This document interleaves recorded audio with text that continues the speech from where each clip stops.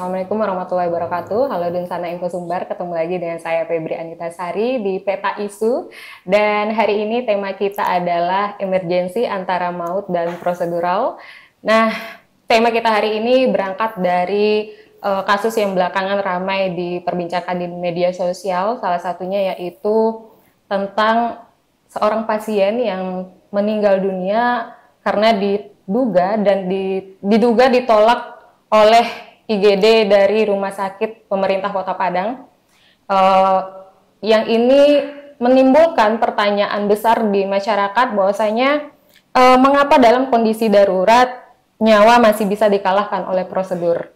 Nah, untuk itu hari ini sudah bergabung dengan saya ada 3 narasumber berkompeten. Yang pertama ada Wali Kota Padang, namun hari ini diwakili oleh Kepala Dinas Kesehatan Kota Padang yang saat ini juga telah ditunjuk menjadi Pelaksana Harian atau PLH Direktur RSUD Rasidin, Ibu Sri Kurniayati. Selamat siang Ibu. Ya, selamat siang Bu Febri. Gimana kabarnya? Alhamdulillah sehat. Alhamdulillah sehat. Terus narasumber kedua yaitu Kepala BPJS Kesehatan Padang, Bapak Dr. Fauzi Lukman Nurdiansyah. Ya. Selamat siang Bapak. Selamat siang.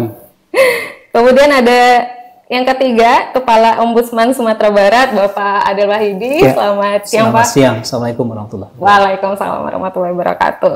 Nah, ini sengaja hari ini kita mengumpulkan 3 narasumber penting yang sekarang lagi dicari-cari nih sama netizen. Bahwasanya ramai sekali kasus yang kemarin ini, kita sama-sama tahu Bapak Ibu memanggil pertanyaan kemanusiaan kita juga bersama. Adanya kehilangan nyawa dari seseorang yang diduga ada tindakan penolakan dari IGD RSUD Rasidin ya. Nah, bagaimana nih Bapak Ibu melihat kasus pasien BPJS yang ditolak di IGD dan akhirnya meninggal? Apakah ini potret dari kegagalan sistem? Nah, mungkin ke Ibu dulu boleh. Oke. Terima kasih Bu Febri. Mungkin pertama kita meluruskan kronologis kejadian dulu supaya semua masyarakat tahu seperti apa kejadiannya. Jadi kronologisnya sekitar pukul 00.50 pasien datang ke instalasi gawat darurat rumah sakit. Kemudian kondisinya bisa berjalan dan dipapah oleh orang tua. Nah, orang tua dibantu tenaga kesehatan kita untuk ditidurkan di brangkar IGD. Kemudian dilakukan pemeriksaan fisik sesuai standar pelayanan dan dijumpai untuk tanda-tanda vital pada saat pasien diperiksa oleh dokter dan perawat itu masih dalam stabil.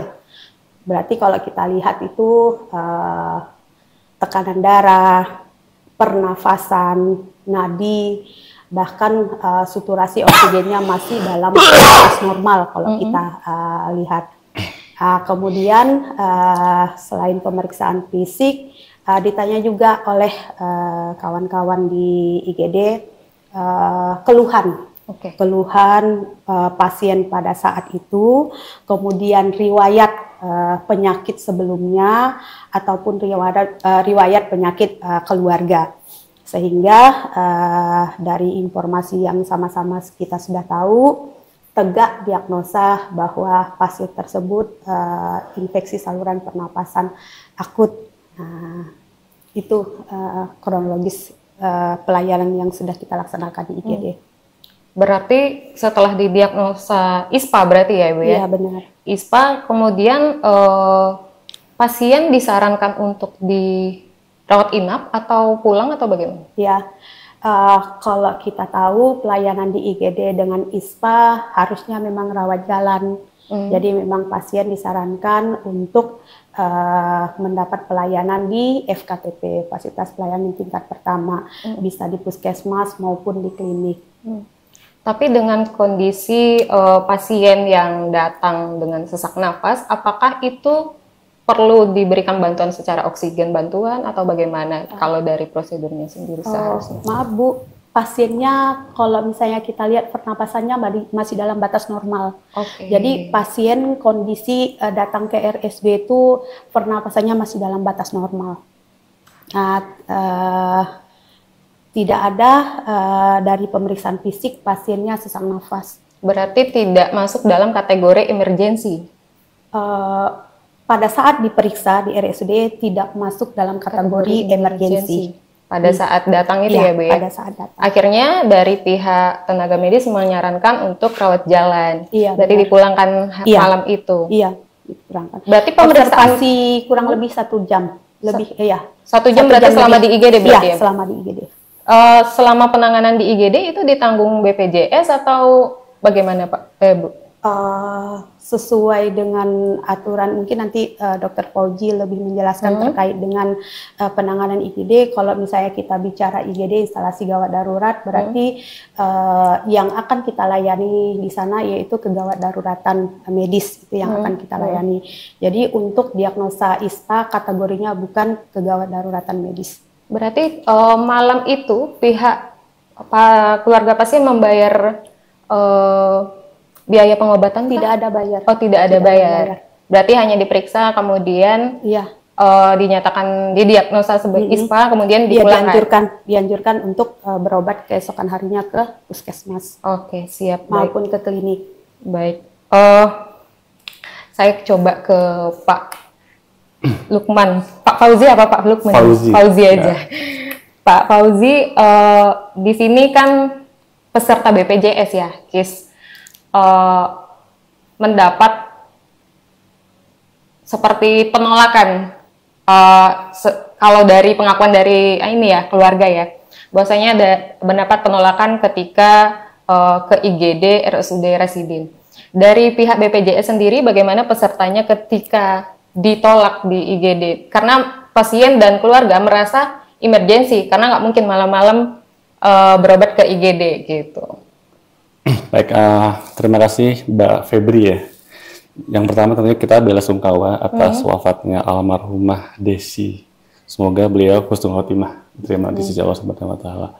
Jadi perihal dengan pelayanan di IGD, memang tadi dengan Bu Kadis kita agar inline dulu.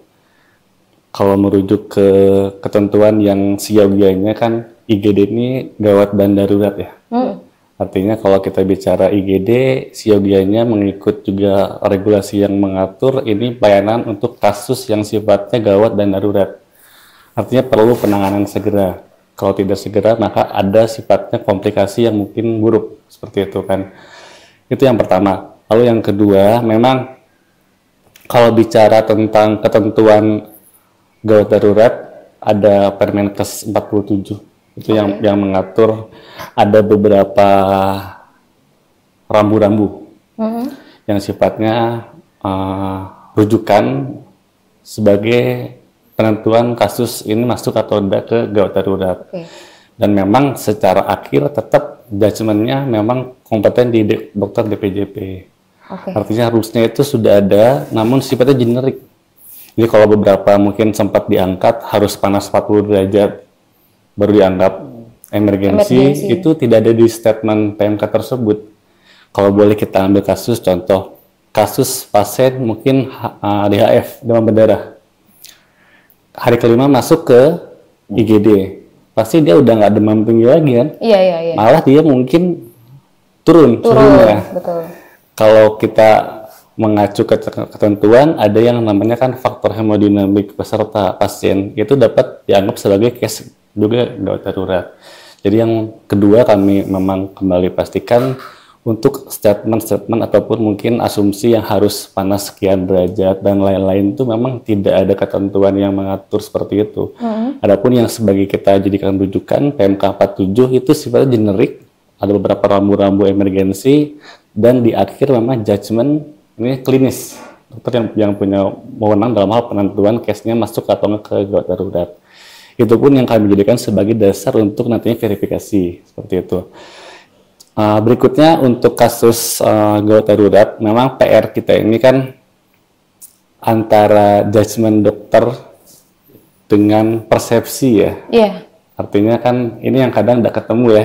yang mungkin masih beberapa kasus, artinya secara gejala simptom si peserta mungkin agak juga subjektivitasnya agak tinggi, ini case-nya emergensi. Dokter yang mungkin dengan keilmuan dan juga objektivitasnya mungkin lebih terukur, ini bukan case gawat darurat. Ini jadi mungkin ini jadi PR-nya kalau kita bicara evaluasi bersama, kami dengan juga rumah sakit, dengan dinas itu mungkin kita perkuat kembali komunikasi. Karena kalau komunikasinya clear dalam hal penentuan triase ya, kan ada hijau, kuning, merah ya. Artinya bisa pulang segera, observasi dulu, ada yang mungkin langsung dieksekusi treatment tindakan khusus itu kan. Itu mungkin yang sebagai bahan bersama, artinya kita pun memang sebagai evaluasi bersama yang kita akan perkuat kembali dengan mitra kami, dengan Vaskes, itu komunikasi. Agar nggak ada salah penerimaan, penyampaian dari yang bertugas tadi. Karena kami yakin kalau sudah bagus secara komunikasi, hal-hal yang sifatnya kemungkinan ataupun komplikasi yang mungkin apakah di luar atau dalam prediksinya akan lebih termitigasi. Itu poin tentang emergensi sementara seperti itu. Nanti mungkin hal lain kita bahas di sesi berikutnya. Oke. Sebentar Pak Adel, saya masih ke Ibu dulu. Bu, tadi kan Ibu menyampaikan kronologi. Tapi dari kronologi yang berjalan tadi, apakah RSUD atau dokter yang memeriksa pasien tersebut sudah melakukan sesuai SOP gawat darurat di IGD? Ya. Pemeriksaan yang dilakukan sudah sesuai SOP karena memang kondisi pasien tidak gawat dan tidak darurat, maka memang penata laksanaan ISPA sudah dilakukan sesuai dengan prosedur. Oke, apa prosedur standar menerima pasien gawat darurat khususnya peserta BPJS di IGD sendiri? Kami berpikir bahwa prosedur penanganan kegawat daruratan di rumah sakit kami sampaikan tidak akan membedakan mana pasien BPJS, mana pasien umum. Tidak ada perbedaan seperti itu. Itu secara prosedur, begitu pasien datang, kondisinya kegawat daruratan, bisa saja dalam kondisi sesak nafas, seperti yang diasumsikan masyarakat bahwa pasien itu datang dalam kondisi sesak nafas ke RSUD, itu memang penanganannya langsung selain vital sign, pemberian oksigen. Kalau memang ada penurunan kesadaran, lain-lain pemasangan impuls atau pemeriksaan penunjang lainnya. Terus dari sisi sebagai kepala dinas kesehatan sendiri, adakah evaluasi berkala terkait pelayanan di IGD sendiri? Oke, jadi kami dari dinas kesehatan dalam hal monitoring, evaluasi, dan pembinaan itu merupakan tupoksi kami. Jadi ada 27 rumah sakit yang ada di Kota Padang, itu memang kita lakukan pembinaan, monitoring, evaluasi secara berkala. Khusus untuk rumah sakit pemerintah yang di bawah pemerintah Kota Padang, dari Januari sampai dengan bulan Mei ini sudah 4 kali kita melakukan pembinaan.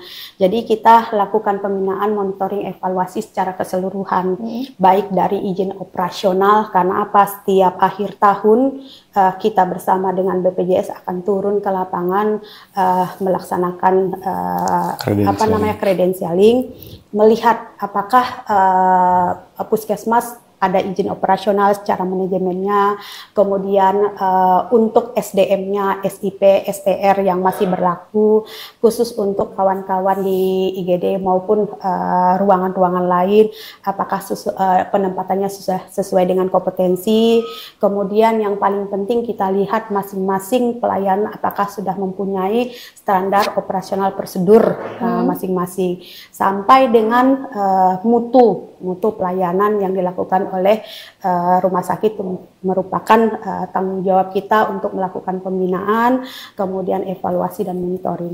Oke, terkait evaluasi juga saya ingin bertanya ke Pak Adel, Pak.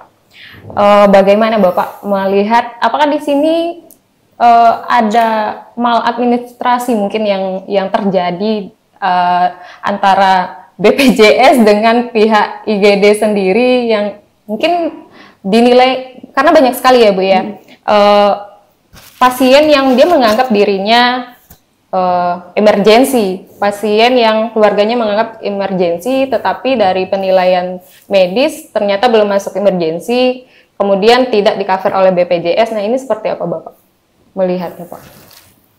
Iya, pasti mereka yang punya pengalaman ke IGD punya perspektif yang beragam, ya. Dibandingkan dengan penanganan yang dilakukan oleh IGD Rumah Sakit Rasidin dengan yang mereka alami. Coba dibaca media sosial itu ke bawah, itu saya suka membaca itu. Mereka menampilkan pengalaman-pengalaman yang berbeda. Misalnya saya bawa orang tua saya sesak napas juga, tapi dilakukan pemeriksaan penunjang yang lain di ronsen ini dan segala macam. Jadi pengalamannya akan sangat berbeda. Nah, itu yang mungkin dirasa bahwa kenapa ini kesannya sangat prosedural. Iya. Ini kesannya sangat prosedural, apalagi tadi kata Pak Fauzi ada adjustment yang menjadi kunci dari penentuan atau penetapan status kegawat daruratannya itu. Gitu ya. Makanya kami mengarah kepada dua hal sebetulnya. Saya ini kedua kali saya, tapi butuh dikonfirmasi juga oleh Bu Kadis nanti. Kalau kemarin-kemarin saya mendapatkan informasinya itu statementnya Kepala Dinas itu ada kekurangan tajaman ya terhadap, ya katakanlah kalau istilah sekarang adjustmentnya atau analisisnya terhadap kegawat daruratan. Kemudian yang sekarang adalah setelah dilakukan pemeriksaan penata laksanaan penanganan ISPA akut itu sudah benar, gitu ya.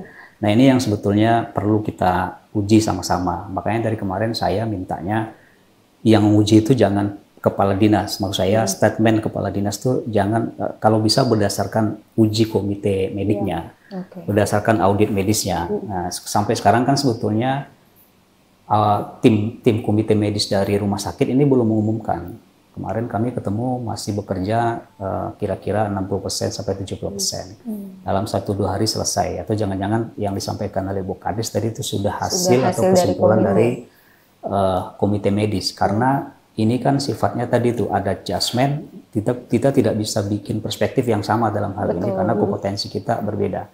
Bahkan kami di Ombudsman pun tidak bisa menguji tindakan klinisnya tindakan klinisnya dokter, gitu ya. Nah, sayangnya sekarang tindakan klinis ini dicoba dibandingkan dengan prosedur-prosedur yang kita punya, Permenkes, peraturan dan gini-begini ya. Sementara apa yang dirasakan oleh pasien, apa yang dirasa atau masyarakat, yang di-adjustment oleh dokter pada hari itu atau malam itu pasti kondisinya akan sangat berbeda-beda. Jadi kita itu ada dalam dilema antara prosedur dan ingin menyelamatkan atau ingin mengobat orang, gitu ya. Ditambah lagi kalau misalnya ada pikiran rumah sakit ini, kalau saya tangani adjustment saya darurat lalu ditanggung oleh IGD, nanti susah lagi nih verifikasinya oleh BPJS. Sementara ini rumah sakit ini pending klaimnya nih belum diurus, masih 20% pending klaimnya setiap tahun atau setiap 6 bulan. Jadi memang ini problemnya agak tidak sederhana ya. Ini ada ekosistem yang terus bergerak di sini, begitu ya. Tapi memang harusnya arah kita itu pada kecepatan dan perbaikan layanan, gitu ya. Kami masih mau mencari sisi-sisinya itu, termasuk audit layanannya sendiri, gitu ya. Saya dengar juga Dinas atau Pemko juga sedang melakukan itu, dan mestinya bagian dari kecepatan kita untuk merespon ini supaya ini tidak menjadi liar, begitu ya. Menurut saya instrumen itu harus bekerja dengan cepat. Makanya dari kemarin kami lebih mengarah ke situ saja. Walaupun kami juga sedang mengumpulkan informasi-informasi ya berkaitan dengan sarana layanannya bagaimana di IGD itu. Seperti yang kami tahu ternyata CCTV-nya tidak bisa kita lihat, tidak berfungsi, gitu ya. Kita mau bandingkan sebetulnya karena video yang beredar itu video bukan di IGD-nya rumah sakit. Nah, video yang di IGD rumah sakit itu seperti apa? Iya, karena kan ini soal adjustment lagi. Makanya kalau soal adjustment ya ini, tapi lagi-lagi ini bukan tempat kita untuk bisa menguji hal semacam itu. kita boleh saja melakukan analisis sangka-sangka, duga-duga dan segala macam, tapi tempatnya memang di komite medik tadi itu. Bahkan kalau tidak puas gitu ya, kita bisa lagi maju ke majelis MKEK Bu ya, untuk bisa memastikan. Apalagi ini perlu pemeriksaan, kalau diperlukan sebetulnya perlu pemeriksaan lanjutan. Di rumah sakit Siti Rahmah itu penyebab kematiannya apa? Itu kan perlu sampai ke situ ya, untuk kita hubungkan kronologisnya, kronologis dari ini. Tapi lagi-lagi tempat ujinya di tempat ini, ya tidak mungkin apa namanya ilmu yang berbeda untuk menguji yang begini-begini. Ini ada di komite medisnya itu, supaya kita dapat clue gitu ya, problemnya di mana. Untuk keluar dari sisi prosedural ini yang saya agak rumit ketika disodorkan masalah ini, dibenturkan ini dengan SOP-nya gitu ya, ini apanya, ini peraturan tugasnya. Saya udah lihat tuh triasenya ternyata hijau, ini yang ditanyakan, tidak ada keluhan sebelum ini sakit ini gitu ya. Ya tadi tuh secara tata laksana penanganan ISPA itu sudah baik, sudah benar gitu. Tapi jasmen dokter tadi itu bagaimana gitu kan? Dari pihak keluarga sendiri sudah ada yang mengadu ke kami sudah dihubungi ya, kami sudah dihubungi oleh pihak keluarga juga gitu ya. Ya silahkan nanti kalau misalnya pihak keluarga mau melaporkan ini, tapi karena ini sudah menjadi atensi publik juga, kami tidak boleh berdiam diri untuk soal atensi publik itu.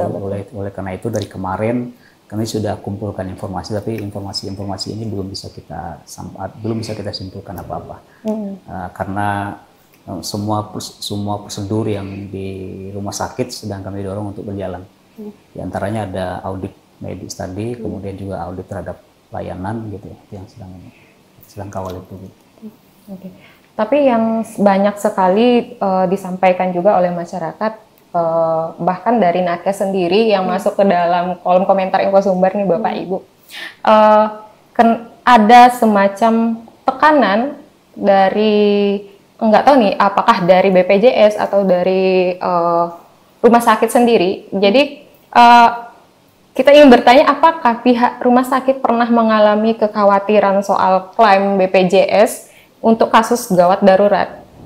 Jadi misalnya seorang pasien yang gawat darurat terus tidak masuk gawat darurat, tapi dia tidak bisa pula di klaim BPJS-nya ini. Kalau untuk gawat darurat yang pasti sudah bisa diklaim oleh BPJS. Persoalannya ini di zona abu-abu yang sekarang terjadi di RSUD. Iya, betul. Kami pikir permasalahan ini tidak hanya ada di RSUD saja.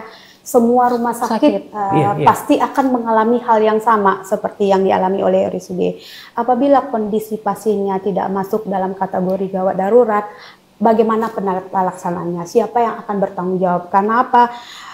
Harusnya dengan adanya jaminan kesehatan ini, semua pelayanan kesehatan harus tertanggung. Karena apa? Kita tahu bagaimanapun kita sosialisasikan ke masyarakat, persepsi pemahaman dari masyarakat terkait dengan kegawat daruratan itu pasti berbeda-beda. Karena apa? Setiap tubuh kita, misalnya nih, saya nih demam 40 derajat Celcius, saya masih fine-fine aja, masih jalan. Atau tekanan darah saya 200, ada kita jumpain di puskesmas 200 per 90 misalnya, masih jalan, masih santai-santai saja. Tapi ada juga dengan kondisi 150 per 90 kondisinya sudah drop. Jadi masing-masing individu itu berbeda-beda dalam merasakan apa yang dideritanya. Jadi ini mungkin yang harus kita selesaikan nih. Yang harus kita selesaikan bagaimana dalam kondisi pasien yang seperti itu, ternyata begitu ditata laksana di IGD bukan masuk kategori kegawat daruratan. Nah, mau kita apakan pasien yang seperti itu? Saya sangat Tapi kan berharap. memang ada beberapa tindakan yang sudah dilakukan di rumah sakit ketika diklaim itu kan lewat verifikasi lagi. Iya, benar. Ada beberapa kemudian tidak bisa ditanggung oleh BPJS. BPJS. Padahal sudah dinyatakan ini sebagai tadinya harusnya ditanggung oleh BPJS. Sehingga di pending kemudian diverifikasi lagi. Iya. Itu kan saya mikirnya, saya juga dapat info dari beberapa rumah sakit ya. Mereka kepikirannya begitu. Iya. Jadi kalau saya tek ternyata tidak. Giliran ditagihkan ke BPJS. Betul. klaim ditolak. Klaim pending, verifikasi lagi. Ya. Saya lihat di apa itu di mention komentar itu lebih banyak ke situ, benar. Dan di IGD itu kan lebih pada itu ya. Iya, betul. Lebih pada itu. Dokter semacam ada tekanan nih gitu. Kemudian yang kedua yang menarik adalah saya belum mengerti nih soal kenapa dia disarankan untuk berobat ke Vaskes. Iya, betul. Ya dalam pikiran sederhana kalau mau diobat juga kenapa tidak ada obat di situ? Langsung.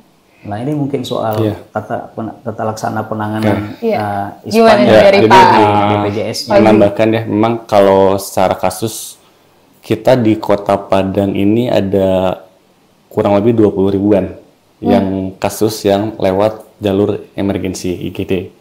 Ini yang sudah terbayar. Kalau bicara yang terpending ini 3%-an. Untuk case Kota Padang emergensi IGD, pintunya pintu IGD. Ini yang sifatnya kan konfirmatif dengan rumah sakit 3% tadi konfirmasi, beberapa secara gambaran besarnya ini yang secara jumlah Pareto ini case-case yang satu hari masuk beberapa kali IGD. Contoh sakit masuk jam sekian IGD, selang sekian jam IGD lagi, berulang-ulang. Ini kami konfirmasi apakah memang seperti itu penanganannya atau ada hal lain yang mungkin apakah perlu rawat inap dan lain sebagainya. Jadi 3%-an saja yang case-nya itu terpending untuk case emergensi. Satu yang kami khawatirkan juga mungkin sebagai bahan bersama ya, karena masih beberapa muncul di medsos ini kan dari teman-teman sejawat pun 40 derajat lah. Itu kan masih berseliweran. Takutnya hal-hal yang tidak benar jadinya karena dianggapnya sudah terinfokan dan mungkin jadi viral, jadi dianggap hal yang benar. Itu mungkin sebagai bahan bersama, karena kalau bicara PMK 47 tadi itu nggak ada case per case indikator yang memang spesifik suhu dan lain sebagainya. Ada rambu-rambu secara umum, tapi memang kalau bicara tentang suhu dan lain-lain itu nggak diatur. Jadi makanya kembali lagi ke awal, namanya judgement yang menjadi penentu. Kami di areanya verifikasi sifatnya administratif. Artinya saat keluar diagnosanya A, kita pastikan secara itu yang disebut dengan kekurang tajaman itu. Analisa. Emergency. Itu kalau secara medis mungkin di luar ini Pak. Tadi makanya saya cepat-cepat aja diperiksa komite medis. Ini kalau ranahnya medis tadi mungkin tepat dari Pak Adil kan komite medis yang punya wewenang dalam hal membuat pernyataan. Kami kan administratif. Jadi mungkin kalau ditanyakan kami sifatnya klinis walaupun dokter pun kita tidak bisa bicara tentang medis secara audit dan lain sebagainya. Ini kan administratif. Jadi tadi perihal dengan penentuannya judgement, memang kalau tadi kita mengerucut dari Pak Adil pun ke arah klinis medis itu memang lebih tepat yang punya wewenang komite medis Pak. Iya. Seperti itu. Nah tadi kan ada 3% ya Pak yang pending di emergency ini. Nah berarti kan lumayan banyak nih angkanya di Kota Padang. Di pihak rumah sakit sendiri untuk dokter yang memeriksa di IGD ketika dia menurut analisa dokter adalah emergency tapi terpending di BPJS ini ada semacam punishment kah dari rumah sakit kepada dokter yang memeriksa, bahwa ini analisa dia yang bikin kita tidak bisa klaim BPJS apa seperti itu atau bagaimana? Karena ini kan jasa medisnya nggak dia terima, nggak dia terima. Nggak, punishment tidak ada. Nah, pada prinsipnya kan semua pasien yang ada KGD itu harus memang kita layani. Jadi makanya itu yang kita diskusikan, kacamata ini berbeda-beda Pak. Kacamata aturan secara administratif di BPJS itu kacamata kawan-kawan yang memberikan pelayanan di di gawat darurat IGD. Jadi ini mungkin persepsi yang seperti ini harus kita samakan persepsi sehingga harapan kita tidak ada dalam tanda kutip nih kalau kita sampaikan kawan-kawan sudah memberikan pelayanan loh, kenapa sudah tidak terpenuhi juga hak klaim yang harusnya dipenuhi oleh BPJS seperti itu. Tapi kalau misalnya untuk panis nggak ada. Tapi kalau belum diklaim oleh BPJS, nakes yang melakukan tindakan belum dapat bayaran kan Bu? yang sudah melakukan tindakan? Pembayarannya itu berdasarkan remunerasi, Pak. Jadi ya ada poin-poin berdasarkan pendidikan, berdasarkan jumlah pasien yang ditangani, ada hitungan remunerasinya. Berarti tidak ada hubungan dengan BPJS pending itu, Pak? Pasti ada hubungan. Karena cash flow-nya kan cash flow-nya kan kita di situ. Itu. Ya, pasti ada. Jangan-jangan ini nih yang bikin dokternya ini kan? Bukan. Kalau misalnya masalah pembayaran, saya pikir semua dokter jiwa kemanusiaannya sudah dipupuk dari kita masa pendidikan. Semua tenaga profesi kesehatan. Masalahnya kita itu sekarang di itu. Doktrinnya adalah ini penyelamatan nyawa, betul, pengobatan yang utama dan segala macam. Tapi pengalaman kami ya menangani laporan semacam ini, itu tujuan awalnya. Tapi memang kita masuk dulu ke hal-hal yang sifatnya prosedural tadi itu. Kami pada saat yang sama sebetulnya yang kita diskusikan ini, kemarin itu juga menangani penanganan di EGD juga. Ada seseorang yang jatuh katanya tuh di tempat bekerja, tapi ternyata dia tidak bekerja di situ, hanya menolong teman ke situ. Jadi nggak bisa ditanggung oleh naker apa BPJS tenaga kerja. Ya. Terus datang ke EGD, BPJS juga tidak mau nanggung, belum mau nanggung. Saya telepon Pak Fauzi juga, karena menurut BPJS itu kecelakaan kerja mestinya ditanggung oleh BPJS ketenaga kerja. Tapi karena sudah sampai di EGD M Jamil gitu ya, kami karena sudah di penanganan pengaduan di kami di Ombudsman, M Jamil tegakkan diagnosa dulu, ambil tindakan dulu. Hari Kamis, hari Rabu kejadiannya, hari Jumat saya dikabari sudah selesai operasi. BPJS janji dalam waktu 5 hari Pak ya, kemarin 5 hari tapi masih butuh waktu untuk menginvestigasi lagi kebenaran keterangan-keterangan dari korban dan pasien dan keluarga pasien untuk nanti apakah ditentukan ditanggung oleh BPJS kesehatan atau tidak. Tapi intinya tetap mereka yang berada di IGD itu alam pikirnya terpengaruh dulu oleh prosedur-prosedur ini, ya kan? Padahal tadinya ini tujuannya pengobatan. Nah, walaupun saya khawatir juga kalau di M Jamil kebanyakan kayak gitu. Saya sudah duga juga ini akan mengganggu cash flow-nya M Jamil. Nah ini yang saya sebut dengan ini problemnya ekosistem kesehatan gitu ya, yang mesti didudukkan sama-sama. Ya, tadi mungkin sedikit tambahan ini agar clear juga ya mengenai klaim pending tadi kan. Kan klaim pending itu sifatnya kan kita akan kembali investigasi dan minta klarifikasi konfirmasi. Dari tadi secara data 3% yang terpending dari sekian kasus. Ini kalau kita bicara tentang benefit peserta JKN secara umum nih, dan juga menginfokan perihal dengan pembayaran ke rumah sakit, kita dengan data yang kami punya, Sumatera Barat ini sekitar 45 ribuan yang mengakses per hari pelayanan JKN di FKTP dan di FKRTL di rumah sakit. 45 ribu per hari. Kalau bicara kemarin 2024 secara full pembayaran itu 3,9 T. Jadi ini bukan tentang bayar seberapa banyak, seberapa kecil, cuma memang kan mengikut rules yang sudah ada tadi kan. Jadi pertama klaim pending seperti itu, kita akan kembali konfirmasi untuk proses nanti apakah melengkapi berkas atau sebagainya. Karena kebanyakan itu klaim karena pending itu administratif. Contoh saat mendiagnosisnya A, tapi belum ada yang supporting syarat data pelengkapnya, itu yang kita minta dilengkapi. Agar nanti secara good governance tata kelola sesuai saat diagnosanya A, ini kok penunjangnya A, B, C, D sesuai menunjang diagnosa tadi. Karena dalam hal pembayaran pun karena kita pun audited nanti diaudit, kita kan harus juga memang clear tata kelolanya. Diagnosanya A, pembayarannya A, lengkap secara berkas. Saat berkas ini ada yang nggak lengkap, tadi pending. Kita minta dilengkapi dulu untuk kita perbaiki dari rumah sakitnya. Lalu dengan pemanfaatan tadi, kemudian ini tadi perihal dengan pembayaran rumah sakit, ini alhamdulillah kalau bicara tentang dana DJS JKN, kita nggak ada isu ketelatan bayar. Jadi kalau tadi bicara tentang pembayarannya seperti apa, selama tertib rumah sakit mengajukan klaim, kita N+1, kita target ke teman-teman terbayar. Artinya bulan ini pelayanan, karena pengajuan klaimnya kolektif, bulan depan terbayar. Nanti perihal dengan remunerasi, itu memang kan dapurnya rumah sakit. Itu kan sangat variatif. Artinya nggak disamakan rumah sakit seperti apa pola penghitungannya, tapi secara kolektif pembayaran kita memang harapkan N+1. Bulan ini pelayanan, bulan depan terbayar, seperti itu.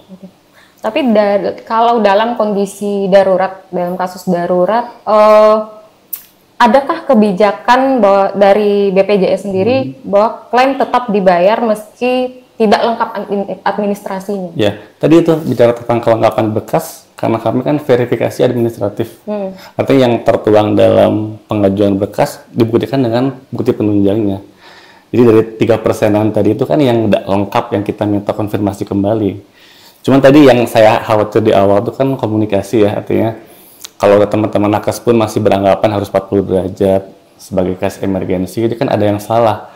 Kita secara PKS dengan manajemen rumah sakit nggak ada tuh yang menyatakan 40 derajat sebagai batasan suhu dan lain sebagainya. Dengan case ini mencuat, mungkin sebagai bahan bersama juga nanti dengan Bukadis, dengan semua manajemen, karena secara legal kami dengan manajemen rumah sakit.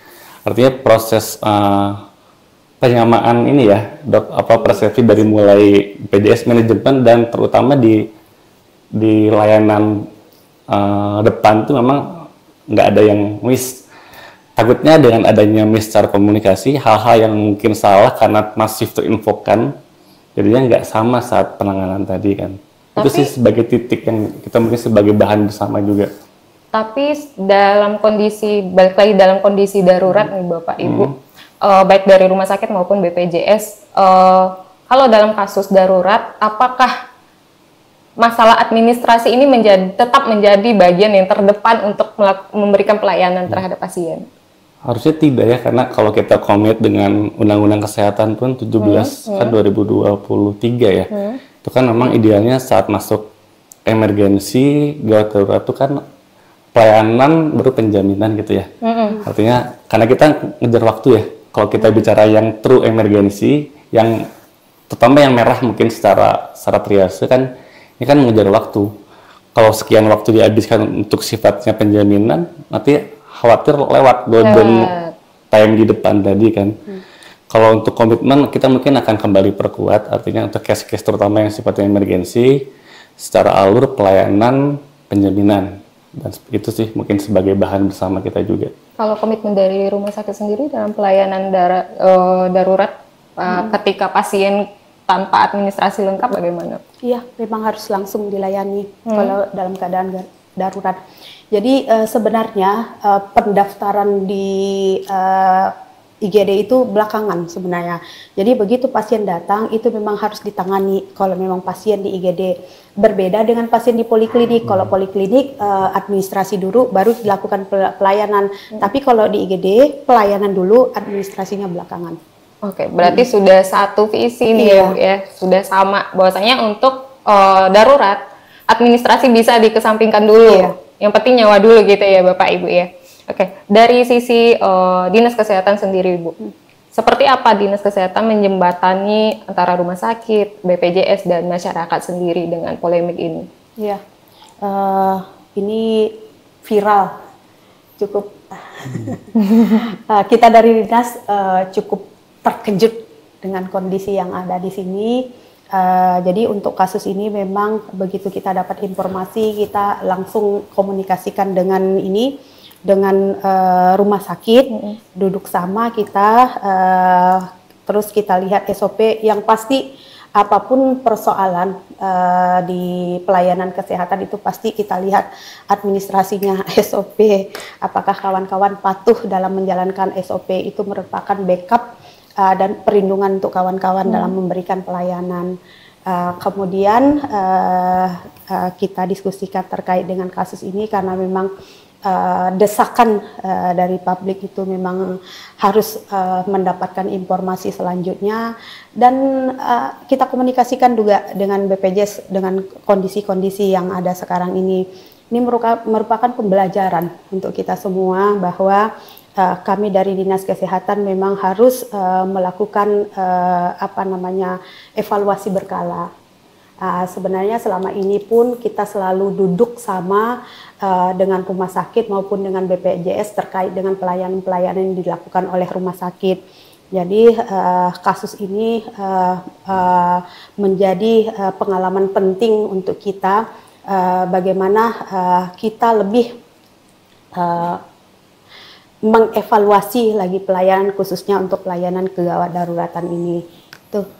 Tapi sama-sama kita tahu nih Ibu bahwasanya direktur dari RSUD dan Kabak dan Kasihnya pun setelah dinonaktifkan buntut dari permasalahan ini, apakah ini artinya memang ada terjadi kelalaian atau bagaimana dari rumah sakit sendiri?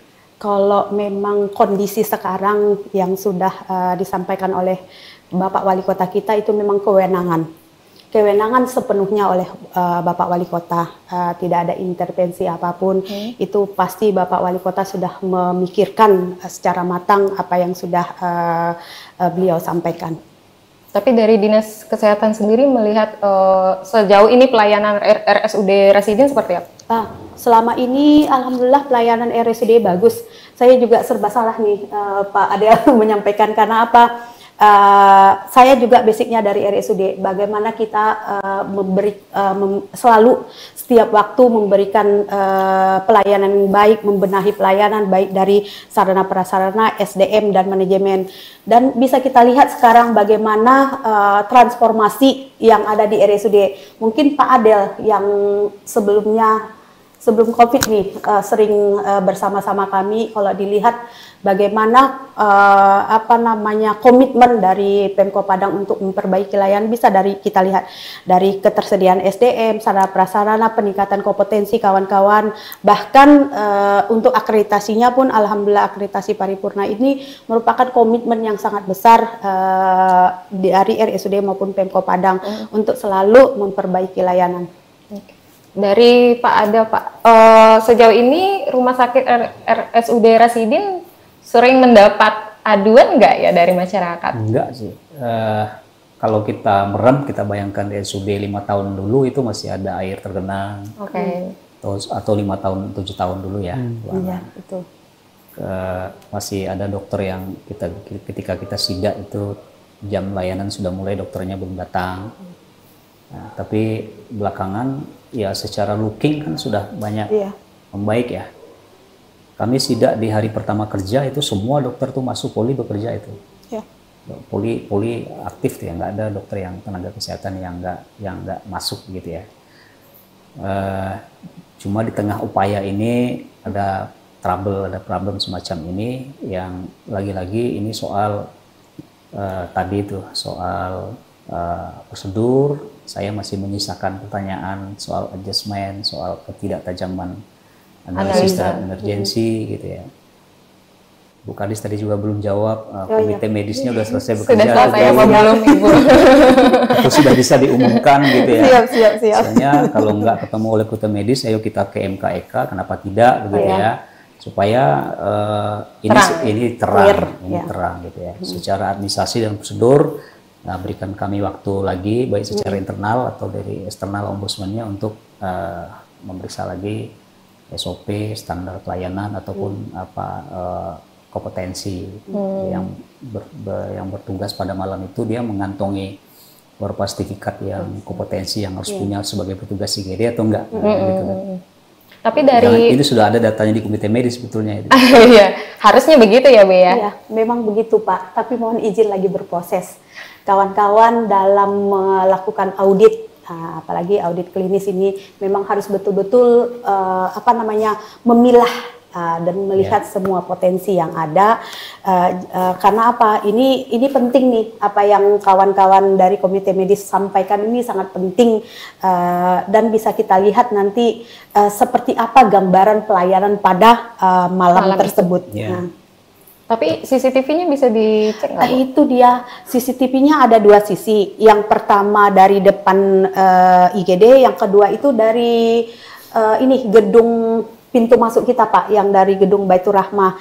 Jadi dari gedung Baitur Rahmah itu memang ada kelihatan mobil masuk, cuman gambarannya agak buram. Yang saya sayangkan itu ini CCTV yang mau masuk ke IGD, kalau memang betul. Kita pun awalnya untuk menyampaikan informasi yang jelas ke masyarakat, di hari Minggu itu kita sudah cari nih, di hari Minggu itu kita kan di sana, di hari Minggu mendiskusikan terkait dengan kondisi viral sekarang ini. Jadi kalau misalnya kita memang menyampaikan, membuatkan skema seperti apa penyampaian, bukan berarti membela diri ya Pak ya. Tidak ada pembelaan diri di sini, tapi mau memberikan informasi yang sejelas-jelasnya kepada masyarakat. Ternyata CCTV-nya kondisi dalam keadaan rusak. Oke. Berarti ya di dalam IGD tidak ada CCTV berarti Bu? Kalau di dalam ruangan? Kalau di dalam ruangan tidak ada CCTV. Memang di pintu masuknya ada. Dan itu berdasarkan pemeriksaan memang rusaknya sudah lama atau bagaimana? Itu yang perlu kami telusuri, Mbak, karena memang sejak April. Iya. Bapak udah tanya. Sejak bulan April.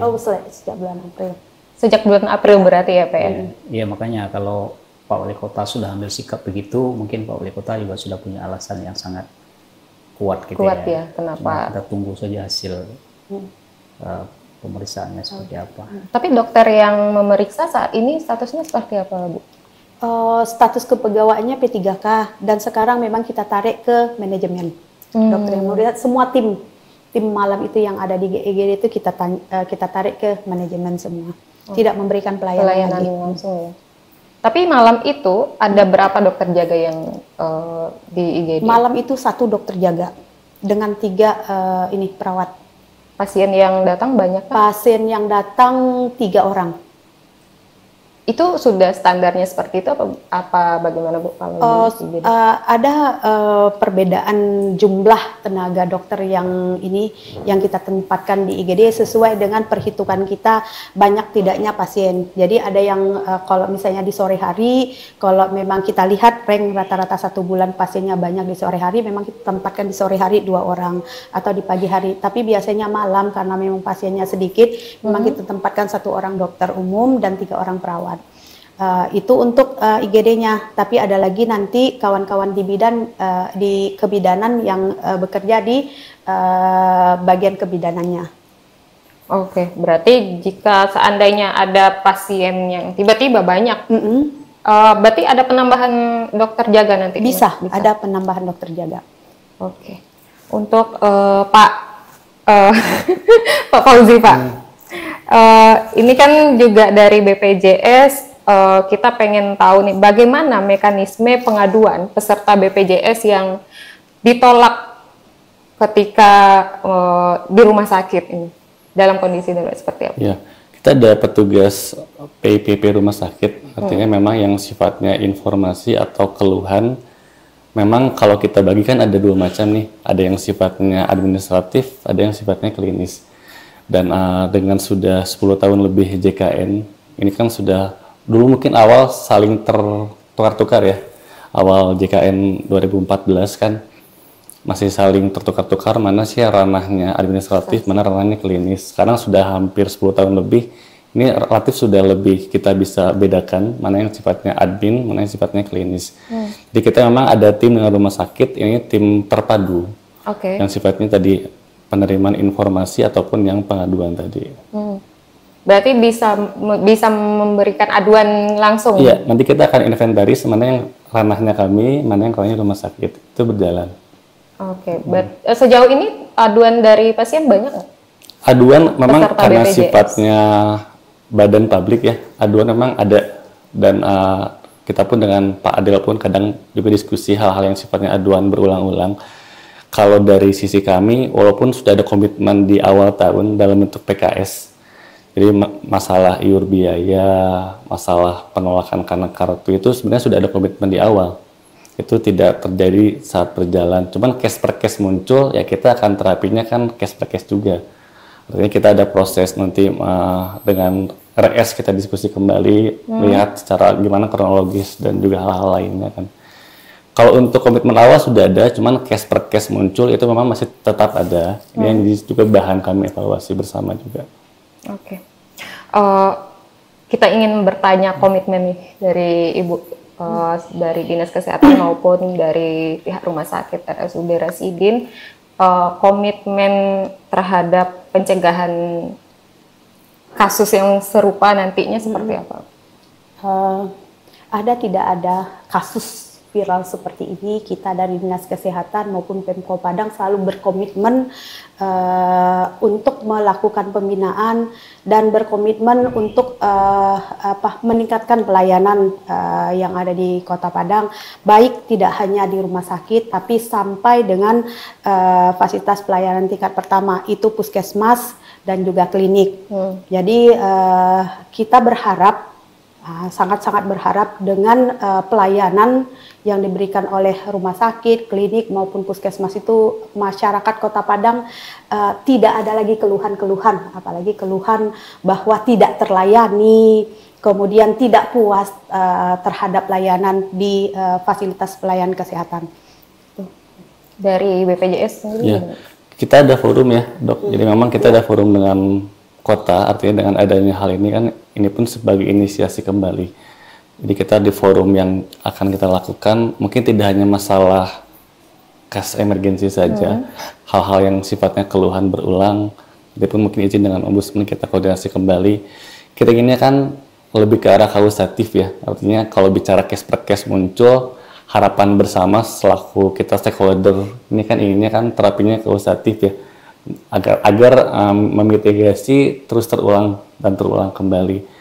Kalau sisi komitmen PKS sudah ada secara kesepakatan komitmen di awal, cuman tadi case per case yang muncul kita akan kembali inventaris mana yang sifatnya kami internal bisa langsung eksekusi, mana yang minta support dari mitra pun kita akan kondisikan kembali seperti itu. Untuk Pak Adel nih Pak, kira-kira apa sanksi atau rekomendasi yang bisa dikeluarkan dari Ombudsman terkait persoalan maladministrasi yang mungkin terjadi ya jika ditemukan? Ya, kami belum bisa sampaikan apanya begitu ya, sepanjang ini belum kita simpulkan. Gitu. Tapi apa kemungkinan rekomendasi yang bisa saja keluar dari Ombudsman? Ya, yang kalau ya saya susah juga apanya begitu ya. Sementara ini kan belum selesai. Gitu ya. Auditnya belum selesai, ininya belum selesai ya. Tapi ya mestinya ini menjadi momentum ya untuk untuk semua kita yang saya sebut dengan ekosistem kesehatan ini duduk bareng gitu ya, untuk memperbaiki apa saja yang perlu kita perbaiki atas kejadian ini, sehingga tidak ada lagi misalnya desi berikutnya begitu ya. Baik berkaitan dengan sarana layanannya atau informasi-informasi layanan seputar layanan rumah sakit dan BPJS ini.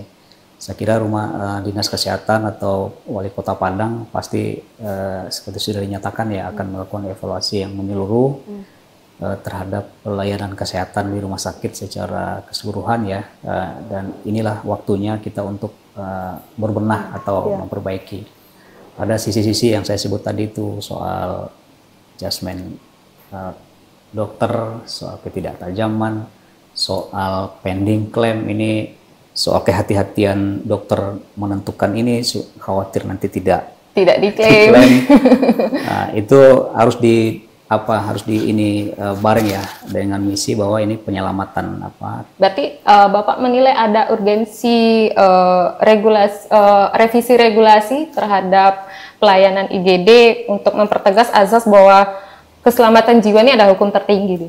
Iya, cuma ketentuannya di Permenkes Pak ya. Kalau maunya rumah sakit tentu ya begitu ya, supaya BPJS tidak dianggap pelit gitu ya. Pelit ya. Rumit kan gitu ya. Iya benar.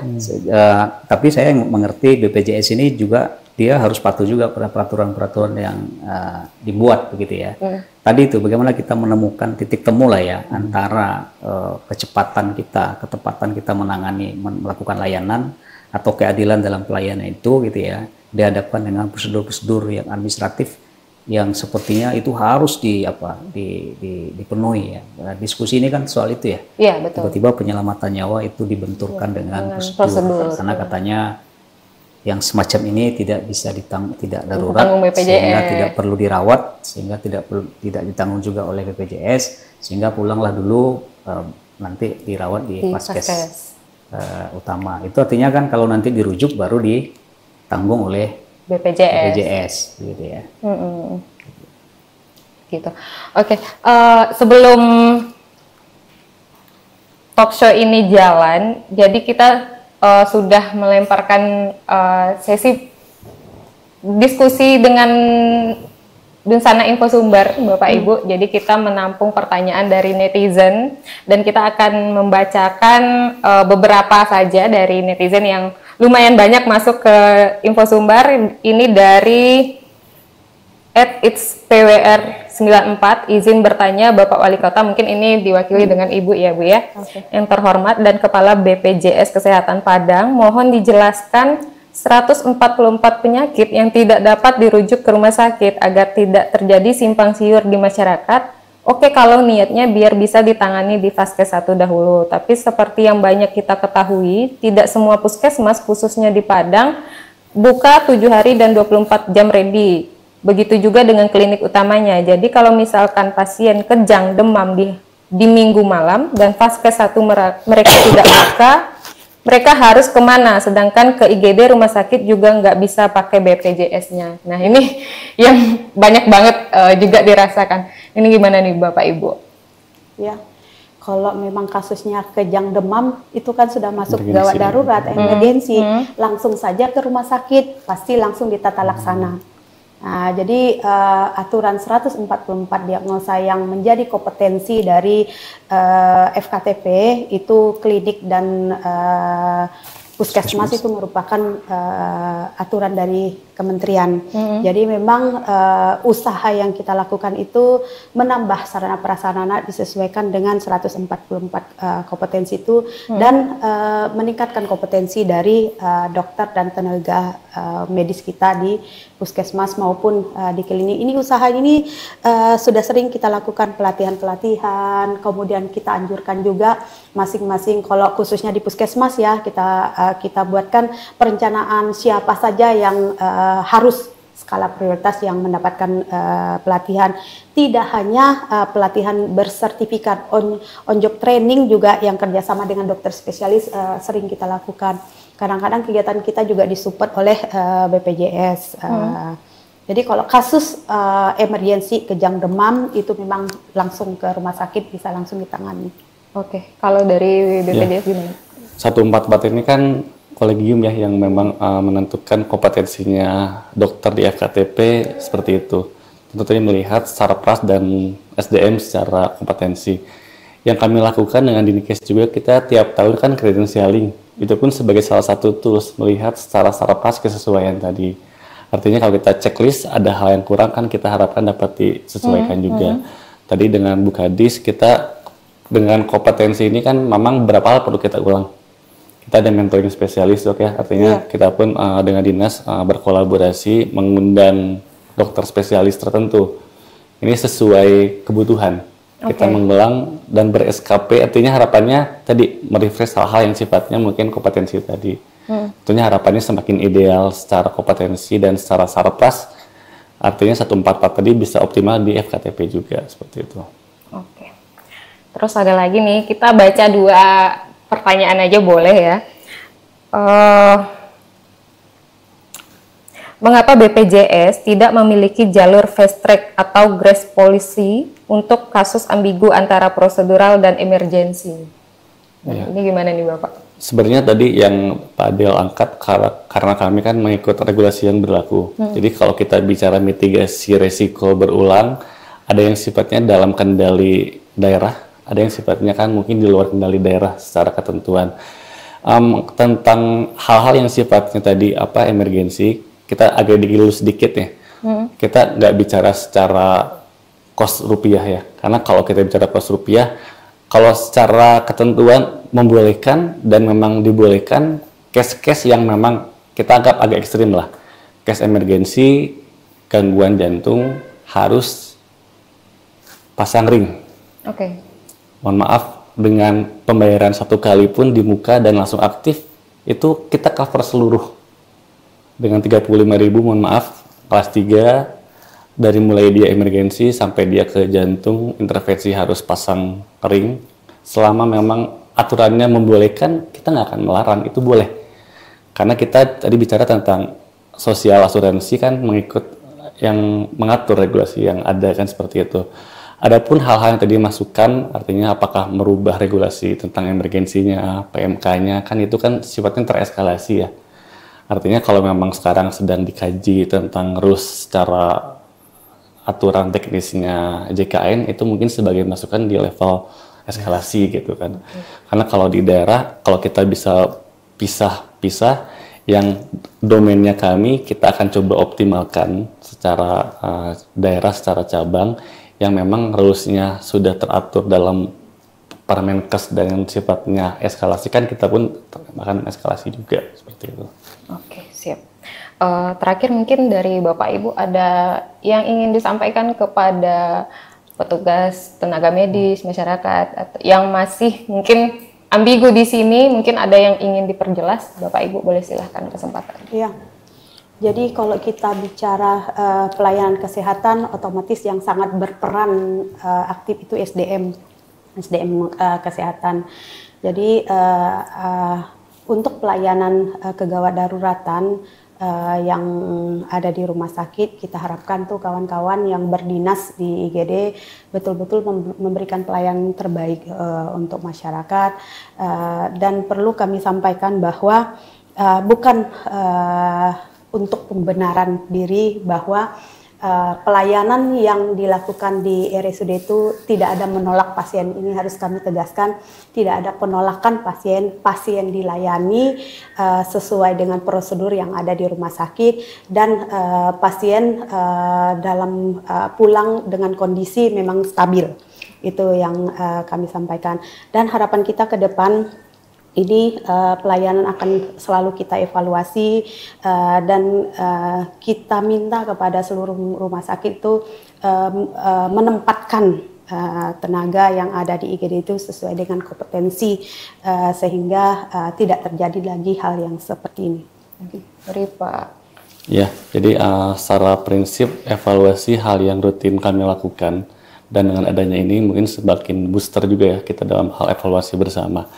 Beberapa hal mungkin yang perlu kami sampaikan tentang emergensi tadi ya, yang menjadi domainnya kami, dan mungkin kita bisa secara daerah untuk tindak lanjut. Yang saya tangkap itu komunikasi dulu, karena dalam hal tadi kalau kita bicara adjustment, dokter menentukan ini true atau false emergency.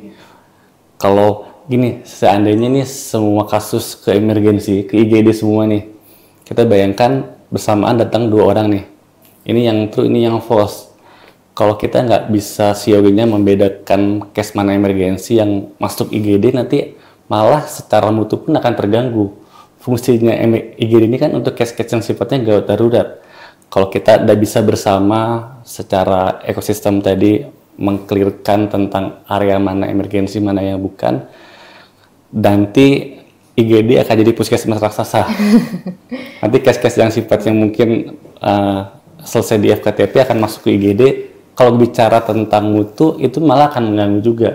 Karena tadi contoh 2-3 kasus sama masuk, kalau kita semuanya terima dengan tidak ada perbedaan, yang harusnya bisa kita bantu karena sifatnya gawat darurat akan kehilangan golden time. Untuk hal-hal yang sifatnya tadi non-emergensi tadi. Ini memang perlu waktu dan perlu banyak yang terkait. Ini kita akui bukan hal yang mudah juga. Cuma dengan kita komitmen bersama pihak terkait, dan lebih utama tadi komunikasi ya. Harapannya nanti dalam hal teman-teman di sejawat IGD menentukan true dan false, lalu mengkomunikasikannya ke peserta dan juga mengedukasi bersama, kita lebih juga nantinya termanage secara pelayanan di IGD tadi. Itu mungkin tambahan. Oke, dari Pak Ado, Pak. Iya, kejadian ini betul-betul harus jadi momentum ya untuk kita bisa mereview lagi layanan penyelenggaraan layanan publik kita di rumah sakit, termasuk juga mereview tindakan-tindakan medisnya supaya kita dapat catatan apa yang perlu kita perbaiki di masa datang. Dan yang kedua seperti yang disampaikan tadi, rumah sakit, Vaskes, ya, pemerintah daerah, BPJS ini mesti sering-sering gelar forum untuk bagaimana caranya ekosistem, karena nggak selesai di rumah sakit sendiri, nggak selesai juga oleh BPJS sendiri gitu, nggak selesai juga oleh Pemko sendiri. Pemko mau punya program kesehatan gratis, kalau tidak ditanggung melalui BPJS juga nggak bisa, ya kan? Jadi memang ini harus membuat kita lebih sering bertemu gitu ya, supaya ekosistemnya terus diperbaiki, dan semoga saja ini ada catatan-catatan ya untuk kemudian eskalasinya bisa meningkat dan prosedur-prosedur yang katanya tadi tidak adil itu bisa direspon untuk diperbaiki di tingkat yang lebih tinggi di pusat atau di kementerian. Baik. Baik, terima kasih Bapak Ibu sudah berkenan untuk berkomunikasi dengan kami di sini, berdiskusi bersama. Baik Dunsana Infosumber, tadi kita sudah mendengar tentang prosedur yang seringkali terkadang dianggap terbentur dengan nurani, bahkan juga regulasi yang mungkin juga bertabrakan satu sama lain yang menimbulkan zona abu-abu begitu. Nah, dari berbagai sudut pandang, Dinas Kesehatan, Rumah Sakit RSUD Rasidin, kemudian BPJS Kesehatan Padang, kemudian juga Ombudsman Sumber, semuanya sepakat bahwa tidak boleh ada prosedur yang lebih penting daripada menyelamatkan nyawa. Kita sepakat seperti itu ya Bapak Ibu. Jadi tentu pembicaraan ini tidak akan ada arti tanpa tidak ada tindak lanjut nyata selanjutnya. Kita masih menunggu pemeriksaan dari komite medik ya Bapak Ibu. Dan kemudian juga kami berharap diskusi ini muncul komitmen perbaikan sistem dan kesadaran kolektif bahwa gawat darurat adalah soal kemanusiaan bukan birokrasi. Terima kasih kepada seluruh Dunsana Infosumber yang sudah menonton talk show Peta Isu hari ini. Sampai ketemu di Peta Isu selanjutnya. Jangan lupa like, komen, dan subscribe channel YouTube Infosumber dan semua media sosial Infosumber. Satu lagi di infosumber.net juga jangan lupa. Sampai ketemu di Peta Isu selanjutnya. Assalamualaikum warahmatullahi wabarakatuh. Waalaikumsalam. Terima kasih Bapak Ibu.